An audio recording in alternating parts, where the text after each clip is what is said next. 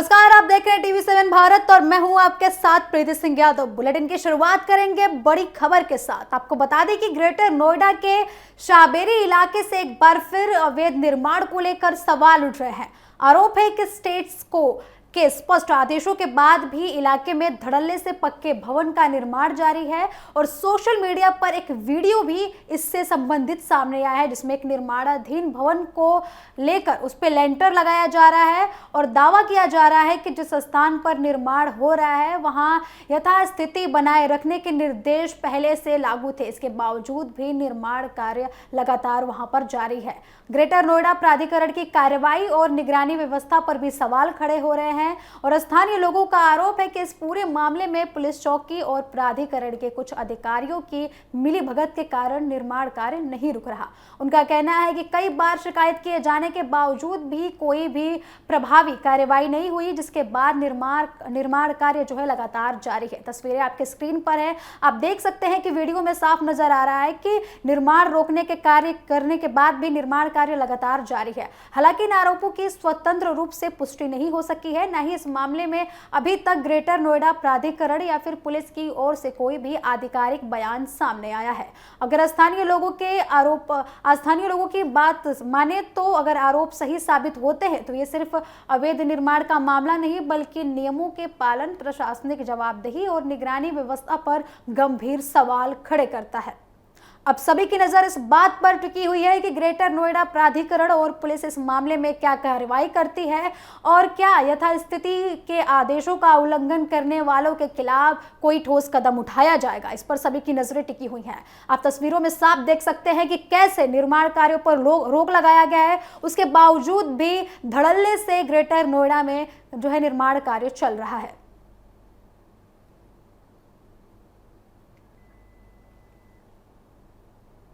वही खबरों में आगे बढ़ते हुए गाजियाबाद की ओर रुख करेंगे। गाजियाबाद के वेब सिटी इलाके में भीषण आग लगने से इलाके में अफरा तफरी का माहौल बन गया।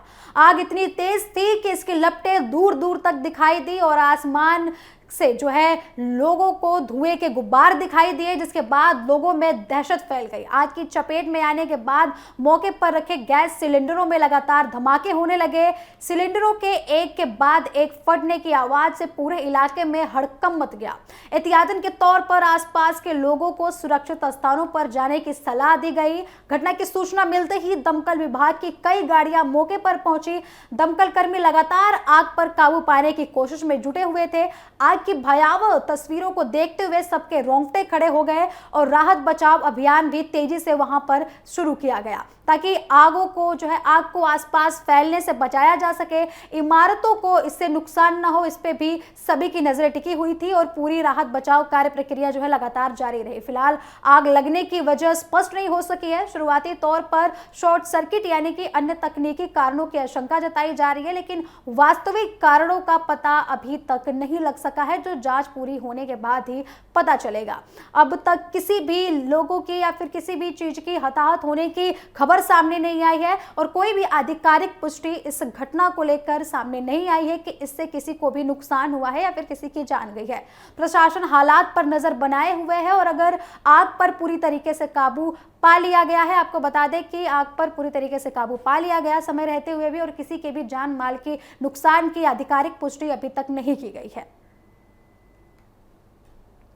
वहीं ग्रेटर नोएडा से इस वक्त की बड़ी खबर सामने आ रही है, जहां एक लेबर कैंप में अचानक भीषण आग लग गई। आग लगते ही पूरे इलाके में अफरा तफरी मच गई और मौके पर हड़कंप की स्थिति बन गई। ये घटना बदलापुर थाना क्षेत्र के कचेड़ा गांव की बताई जा रही है। आग इतनी तेजी से फैली कि कुछ ही समय में पूरे कैंप को अपनी चपेट में ले लिया। आग की लपटें इतनी ऊंची थी कि दूर से धुएं के गुब्बार दिखाई दिए। स्थानीय लोगों के मुताबिक आग लगने के दौरान कुछ गैस सिलेंडर भी फट गए, जिससे स्थिति और भी ज्यादा भयावह हो गई। सिलेंडर फटने की आवाज से इलाके में दहशत फैल गई और लोग सुरक्षित स्थानों की ओर भागने लगे। घटना की सूचना मिलते ही दमकल विभाग की कई गाड़ियां मौके पर पहुंची और राहत बचाव कार्य शुरू किया गया। दमकल कर्मियों ने कड़ी मशक्कत के बाद आग पर काबू पाया है। फिलहाल राहत की बात यह है कि इस घटना से किसी भी प्रकार की जनहानि की पुष्टि नहीं हुई है। हालांकि आग से काफी सामान जलकर राख जरूर हो गया है और आर्थिक नुकसान का अनुमान लगाया जा रहा है। आग लगने के कारणों की अभी तक पुष्टि नहीं हुई है। प्रशासन लगातार मामले की जांच में जुटा हुआ है और ये जानने की कोशिश की जा रही है कि आखिर आग लगने की वजह क्या थी। 10:50 पे फायर सर्विस कंट्रोल रूम को कादलपुर गांव है, कछेड़ा थाना बादलपुर पड़ेगा, यहाँ पे झुग्गियों में आग लगने की सूचना प्राप्त हुई। त्वरित प्रभाव से हमने 3 गाड़ियां मौके के लिए रवाना की है। वहां जाके देखा गया कि ये जो आग है निजी कंस्ट्रक्शन कंपनी के लेबर कैंप है, उसमें आग लगी थी। ये कैंप जो है टीन शेड से बने हुए थे और टीन शेड्स में 2 टीन शेड्स में आग लगी हुई थी। उसमें ये आग जो है एलपीजी सिलेंडर्स के एलपीजी लीकेज की वजह से लगी थी और कुछ सिलेंडर्स ब्लास्ट भी हो रहे थे। तत्काल प्रभाव से हमारी 3 गाड़ियां पहुंची हैं। गाजियाबाद की भी हमने गाड़ी बुला ली थी और इन गाड़ियों की मदद से हमने लगभग 45 मिनट फायर फाइटिंग के बाद जो है आग को पूर्णतः बुझा दिया है। इसमें कोई भी इंजरी नहीं हुई और कोई भी जनहानि नहीं हुई है। आग को पूर्णतः बुझा दिया गया। तो इस घटना ने एक बार फिर लेबर कैंपों में सुरक्षा व्यवस्था और अग्नि सुरक्षा मानकों पर सवाल खड़े कर दिए हैं। अब देखना होगा कि प्रशासन इस मामले में क्या कार्रवाई करता है। वही सीधे बढ़ेंगे अगली खबर की ओर। सोशल मीडिया स्टार और टीवी एक्ट्रेस उर्फी जावेद अचानक सुर्खियों में आ गई हैं। उर्फी जावेद गुवाहाटी के प्रसिद्ध कामाख्या मंदिर पहुंची और वहां उन्होंने दर्शन किए। उनकी ये इस यात्रा की तस्वीरें सोशल मीडिया पर तेजी से वायरल हो रही हैं। उर्फी जावेद ने अपने इंस्टा अकाउंट पर इस यात्रा की 6 से अधिक तस्वीरें शेयर की, जिसमें वे मंदिर परिसर में पूजा अर्चना करती हुई नजर आई। तस्वीरों में उर्फी पारंपरिक भारतीय परिधान में दिखाई दी। उनके माथे पर लाल तिलक लगा हुआ था। वे मंदिर के अंदर और परिसर में अलग अलग स्थानों पर तस्वीरें खिंचवाती हुई भी नजर आई। आपको बता दें कि इस पोस्ट के साथ उन्होंने लिखा कि उन्होंने गुवाहाटी में मां कामाख्या देवी के दर्शन किए। उन्होंने इस पोस्ट के बाद सोशल मीडिया पर प्रतिक्रियाओं की बाढ़ आ गई। उनके इस पोस्ट के बाद कई लोगों ने अलग अलग प्रतिक्रिया दी। कुछ लोगों ने इसे उनकी आध्यात्मिक यात्रा बताई, तो कुछ लोगों ने उनके हालिया विवाद और अफवाहों को इससे जोड़ कर देखा। दरअसल पिछले कुछ दिनों से सोशल मीडिया पर यह चर्चा तेज हुई थी कि उर्फी जावेद ने कथित तौर पर अपना नाम बदलकर गीता भारद्वाज रख लिया है और उन्होंने धर्म परिवर्तन भी कर लिया है। अब इन अफवाहों ने इंटरनेट पर काफी हलचल मचा दी थी। अब कई वायरल वीडियो और पोस्ट में ऐसे दावे किए गए थे कि उर्फी ने हिंदू धर्म अपना लिया है और नया नाम भी अपना लिया है। हालांकि इन सभी दावों पर खुद उर्फी जावेद ने साफ प्रतिक्रिया दी थी और उन्होंने पूरी तरीके से इन अफवाहों को गलत बताया था। उन्होंने अपने इंस्टा स्टोरी के जरिए कहा था कि उन्होंने न तो कोई धर्म अपनाया है और न ही अपना नाम बदला है। उनके मुताबिक सोशल मीडिया पर फैल रही ये खबरें पूरी तरीके से अफवाह थी और लोगों द्वारा बनाई हुई कहानियां थी। उर्फी ने पहले भी इंटरव्यू में धार्मिक विचारों को लेकर बात की है। उन्होंने कहा था कि वे किसी भी धर्म को नहीं मानती हैं और खुद को नास्तिक मानती हैं। उन्होंने ये भी साफ किया था कि उन्हें किसी धर्म से जोड़कर देखा न जाए और किसी धार्मिक परिवर्तन की बातें उनको लेकर करना पूरी तरीके से गलत है। अब इसी बीच कामाख्या मंदिर की यात्रा की तस्वीरें एक बार फिर बहस को जन्म दे रही हैं। कई यूजर्स ये लिख रहे हैं कि सवाल पूछ रहे हैं उनसे कि ये कोई व्यक्तिगत आस्था है या फिर ये कोई विवाद से निकलने की उर्फी जावेद कोशिश कर रही हैं। वहीं कुछ लोग उनके इस कदम को पूरी तरीके से पर्सनल आस्था से जोड़ रहे हैं और इसे सकारात्मक रूप से भी देख रहे हैं, लेकिन कुछ लोग इसकी आलोचना भी कर रहे हैं।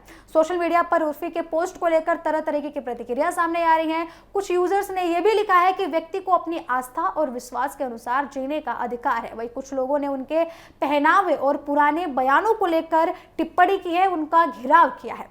अब ये भी देखा जा रहा है कि उर्फी जावेद अक्सर अपने फैशन और बयानों को लेकर चर्चा में रहती है। वो सोशल मीडिया पर काफी सक्रिय रहती है और अपने अलग अलग पहचान के लिए जानी जाती हैं। ऐसे में उनकी गतिविधि पर लोगों की खास नजर रहती है। कामाख्या मंदिर, जहां उर्फी ने दर्शन किए, देश के प्रमुख शक्ति पीठों में से एक माना जाता है।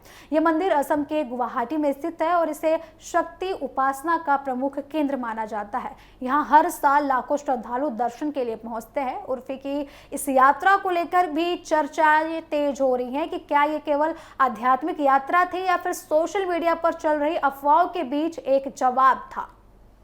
हालांकि इस पर कोई भी आधिकारिक बयान उनकी यात्रा को लेकर नहीं सामने आया है। फिलहाल उर्फी जावेद की ये तस्वीरें सोशल मीडिया पर काफी ट्रेंड कर रही हैं और लगातार शेयर भी की जा रही हैं। उनके फैंस और आलोचक दोनों ही इस मुद्दे पर अपनी अपनी राय दे रहे हैं, खुलकर वे सामने आ रहे हैं। अब इस पूरे मामले में एक बार फिर ये सवाल खड़ा हो रहा है कि सोशल मीडिया पर फैलने वाली अफवाहें कितनी तेज हो गई हैं कि किसी भी व्यक्ति की छवि को तुरंत प्रभावित कर देती हैं। बिना पुष्टि के वायरल खबरें कई बार गलतफहमियां पैदा कर देती हैं और बाद में खुद संबंधित व्यक्ति को सामने आकर सफाई देनी पड़ती है। उर्फी जावेद ने पहले ही इन सभी दावों का खंडन किया है और स्पष्ट किया है कि वे किसी भी धर्म परिवर्तन या फिर नाम बदलने जैसी बातों में शामिल नहीं है। इसके बावजूद भी उनकी कामाख्या मंदिर यात्रा ने एक बार फिर नई बहस को जन्म दे दिया है। लोग अलग अलग प्रतिक्रियाओं के साथ सामने आ रहे हैं।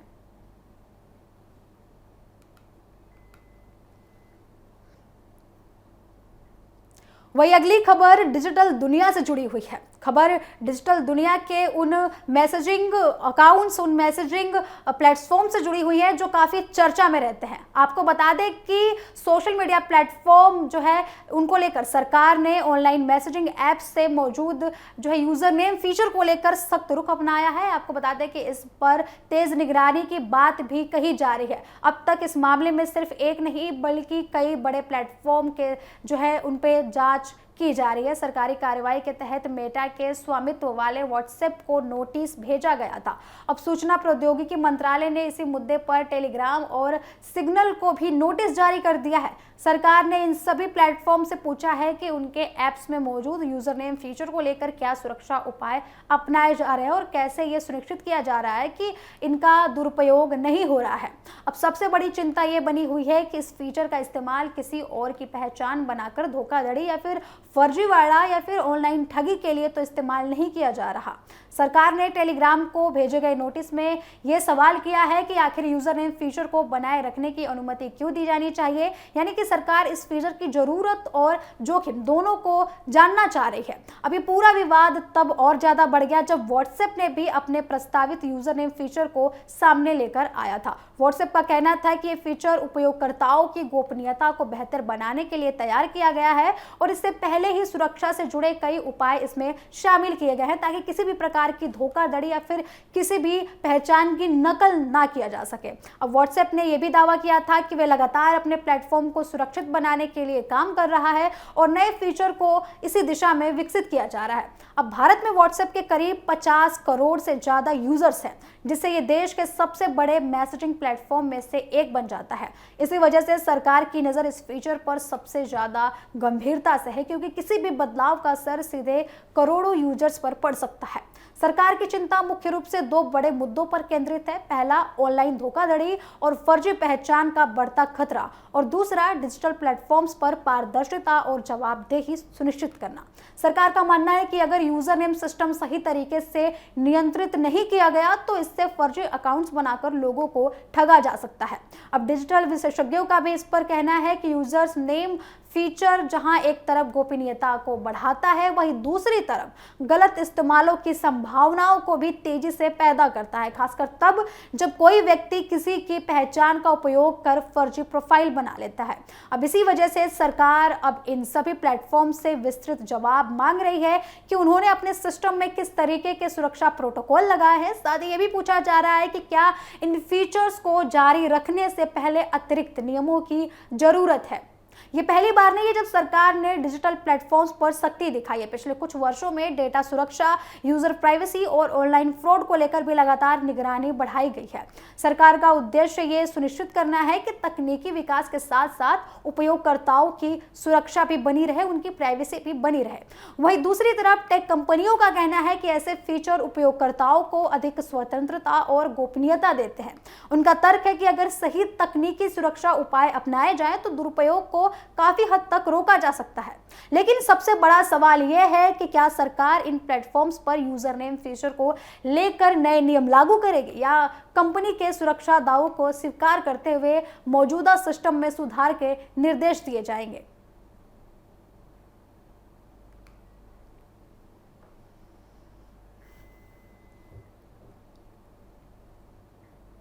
तो फिलहाल सरकार और टेक कंपनियों के बीच इस मुद्दे पर बातचीत और जवाब तलब की प्रक्रिया जारी है। आने वाले दिनों में यह तय होगा कि यूजर नेम फीचर पर कोई नई नीति बनती है या फिर इसे मौजूदा शर्तों के साथ ही जारी रखा जाएगा। खबरों का सिलसिला लगातार जारी है। जुड़े रहें TV7 भारत के साथ। नमस्कार।